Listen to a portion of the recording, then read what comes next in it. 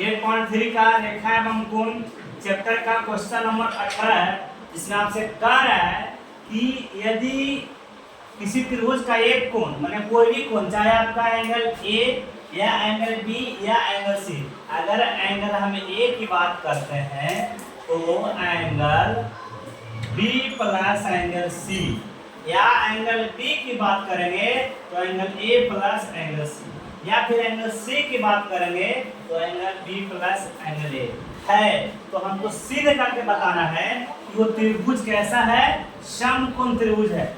इसके लिए क्या करते हैं, प्रमाण से लिख सकते हैं एंगल ए बराबर angle b plus angle c. आप एंगल बी को भी ले सकते हैं, आप एंगल सी को भी लिख सकते हैं। अगर आप एंगल बी लिखिएगा तो angle a plus angle c होगा, अगर सी लिखिएगा तो एंगल ए प्लस बी होगा। तो इस तरह से हम लिख सकते हैं कि एंगल ए बराबर एंगल बी प्लस सी। क्वेश्चन ही कह रहा है कि त्रिभुज का एक कोण शेष दो कोण के योग के बराबर, तो शेष दो कोण त्रिभुज में 3 कोण होता है, तो एक कोण हम लिए बी प्लस सी के योग के बराबर है, वो सिद्ध करना है तो त्रिभुज कैसा है, समकोण है। तो इसको सिद्ध करने के लिए हमें त्रिभुज माने हैं, समकोण है नहीं, हम माने केवल कि ए बी सी एक त्रिभुज है जिसमें एंगल ए बराबर बी प्लस सी हो जाएगा। तो हम लिख सकते हैं एंगल ए बराबर एंगल बी प्लस एंगल सी।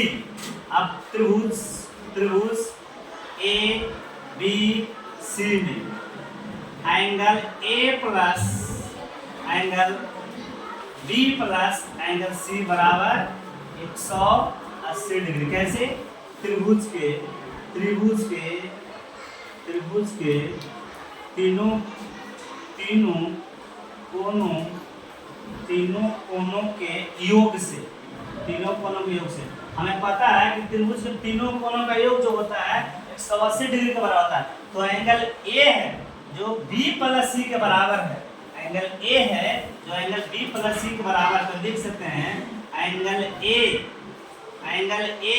प्लस, सॉरी यहाँ पे डायरेक्ट लिख सकते हैं एंगल ए है जो एंगल ए है जो क्या है, बी प्लस सी के बराबर। तो जहां आपका बी प्लस सी है, जहां बी प्लस सी है वहां हम एंगल ए लिख सकते हैं, बराबर आपका हो जाएगा 180 degree. Angle a plus angle a, two angle a बराबर 180 डिग्री। अगर केवल हम एंगल ए का मान निकालना चाहेंगे तो 180 बटा 2 यानी एंगल ए बराबर 90 डिग्री। तो हम कह सकते हैं, अतः हम कह सकते हैं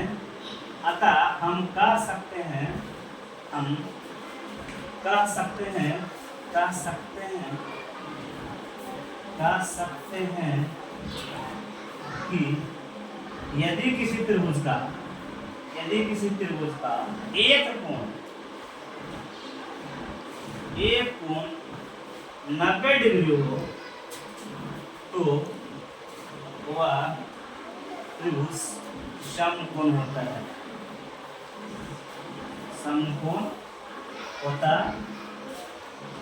जो प्रूफ आपको करना था वो ऐसे लिख सकते हैं कि त्रिभुज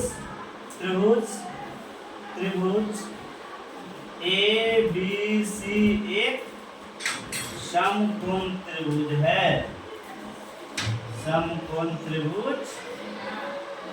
आपका यही प्रूफ करना था। कैसे है, क्योंकि आपका एंगल ए का मान 90 डिग्री मिल गया।